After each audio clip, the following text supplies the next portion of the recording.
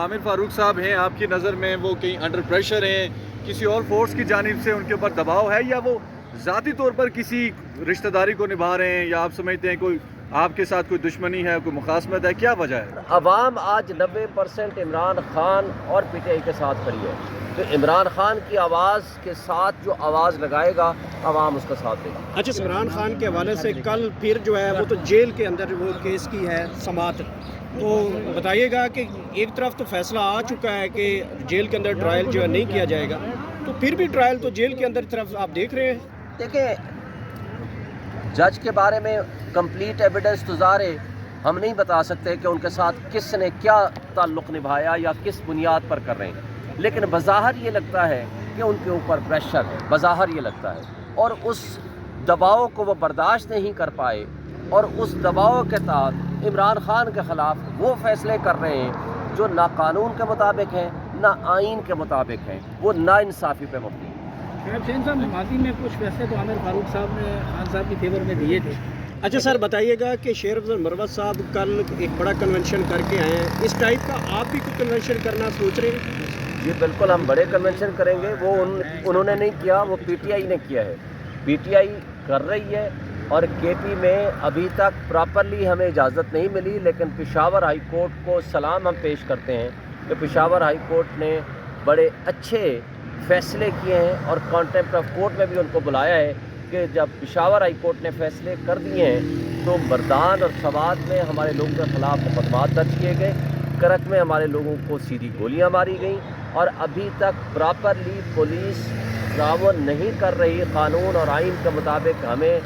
جلسے اور workers convention کرنے کی، اور انشاءاللہ تعالی اس کے اوپر یہ زیادہ دیر کے لیے ہنڈرنس کریٹ نہیں کر سکیں گے۔ پورے پاکستان میں انشاءاللہ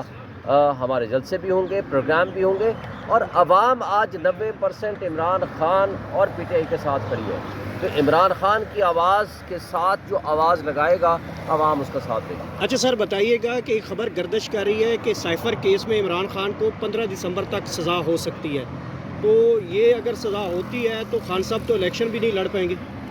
دیکھیں، جو سائفر والا مقدمہ ہے اٹ سیلف یہ غلامی کی بدترین مثال قائم کرنے کے مترادف ہے۔ سائفر کے کیس میں ہے کیا، یہ ادروائز بھی بیلیبل افینس ہے، اور میں ہوپ رکھتا ہوں کہ اگلے ہفتے تک انشاءاللہ کیس لگ جائے گا اور ان کی ضمانت ہو جانی ہے، اس لیے جب اس میں ضمانت ہو جانی ہے تو باقی تو کوئی کیس سیریس کیس ہے ہی نہیں۔ اور اس کیس کے متعلق میں ایک بات بتا دوں، آلریڈی سپریم کورٹ اس میں ڈکلیئر کر چکی ہے، جو نیشنل سیکورٹی کمیٹی کے منٹس تھے اس کو جاری کر چکی ہے، اس میں لکھا ہوا ہے کہ انٹرفیئرنس ہوئی ہے، اور اس مداخلت کے نتیجے میں جو سازشی کردار ہیں اس کے لیے کمیشن بنایا جانا تھا۔ کمیشن کس نے بنانا تھا؟ حکومت پاکستان نے۔ یہ جسٹس عامر فاروق صاحب کا فیصلہ غلط ہے، جس نے کہا جی اس پہ تو کمیشن، یہ جو تھا سپریم کورٹ آلریڈی اس میں فیصلہ دے چکی ہے، حالانکہ سپریم کورٹ نے کہا کمیشن بنایا جائے، اور وہ کمیشن کس نے بنانا تھا؟ حکومت پاکستان نے۔ عمران خان نے جنرل ریٹائرڈ طارق کی سربراہی میں کمیشن بنانے کا حکم جاری کیا، جو اس نے بعد میں معذرت کر لی تھی، اور شہباز شریف نے فلور آف دی ہاؤس پہ کھڑے ہو کر کہا تھا کہ میں اس پہ کمیشن بناؤں گا، لیکن نہیں بنایا، تو جس سے ان کے اپنے بدنیتی ظاہر ہوتی ہے۔ لیکن یہ کہنا کہ جناب چونکہ کمیشن نہیں بنا لہٰذا سائفر کیس میں عمران خان کو جیل میں بند کر دو، یہ آن دی فیس آف اٹ غلامی کی بدترین مثال قائم کرنے کے مترادف ہے، اور مجھے یقین ہے کہ جب یہ اوپن ٹرائل ہوگا تو میں نہیں سمجھتا کہ اس میں کوئی بھی جج اس میں ان کو سزا دے سکے گا۔ اچھا سر، بتائیے گا کہ 30 کے قریب جو ہے وہ باپ پارٹی جو ہے وہ نواز شریف کے ساتھ الحاق کر چکی ہے۔ ہم تو مطالعہ پاکستان میں یہ پڑھتے تھے، سنتے تھے کہ بلوچ تو بڑے غیرت مند قوم ہے، نڈر ہیں، وہ تو نواز شریف کے ساتھ الحاق کر گئے ہیں، آپ کے ساتھ بھی کوئی اسی طرح کی کوئی جماعتیں الحاق کرنے جا رہی ہیں؟ کیا باپ پارٹی باپ کے احکامات پہ چل رہی ہے، یہ بھی ساتھ بتا رہے ہیں؟ دیکھیں، باپ کے متعلق اس کے باپ سے پوچھا جائے۔ جو مریم نواز نے یہ کہا تھا، جو الفاظ استعمال کیے تھے، ان سے بتائیں کہ وہ کیا ودرا کر گئے ہیں کیا، یا باپ کے باپ کے ساتھ ان کی کوئی گٹھ جوڑ ہو چکی ہے۔ اب یہ تو یا مریم نواز بتا سکتی ہے، یا شہباز شریف یا نواز شریف بتا سکتے ہیں کہ باپ کے باپ سے ان کا کیا تعلق رشتہ ڈیولپ ہوا ہے، جس کی بنیاد پہ ہم یہ کہیں کہ آج باپ اور مسلم لیگ نون दोनों चूँकि किंग्स पार्टियां हैं और बाप के साथ उनके ताल्लुकात बहुत करीबी हो गए हैं, दैट इज़ द रीज़न जिसकी बुनियाद पर आज वो एक दूसरे के करीब आ रहे हैं। अच्छा सर, बताइएगा कि इमरान खान के हवाले से कल फिर जो है वो तो जेल के अंदर वो केस की है समात, तो बताइएगा कि एक तरफ तो फैसला आ चुका है कि जेल के अंदर ट्रायल जो है नहीं किया जाएगा, तो फिर भी ट्रायल तो जेल के अंदर तरफ आप देख रहे हैं। देखिए, जेल ट्रायल के बारे में तो अभी फैसला आ गया,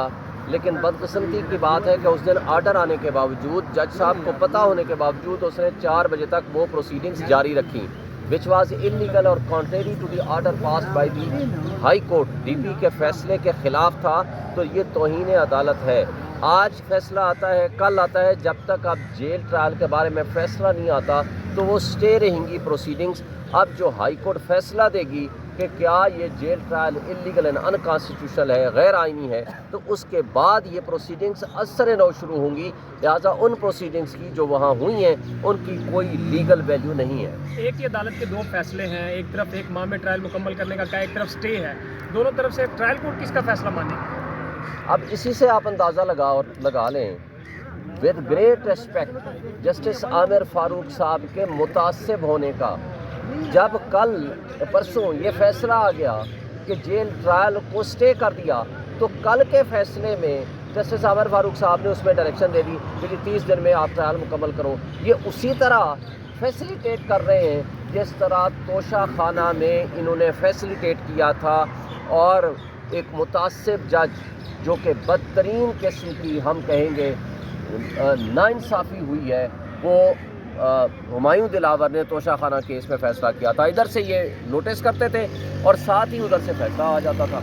अब उस प्रोसीडिंग्स का क्या फ़ायदा जिसको आज फौरी तौर पर कोर्ट ने भी सस्पेंड कर दिया। तो लिहाजा मैं समझता हूँ कि इससे आमिर फारूक साहब के इतने मुतअद्दिद फ़ैसले जो उनके तासुब पे मबनी हैं, उनको चाहिए कि इमरान खान और उनकी फैमिली के मुकदमात को वो ना सुने। अगर वो सुनेंगे तो ये इंसाफ नहीं होगा, इंसाफ का कत्ल होगा।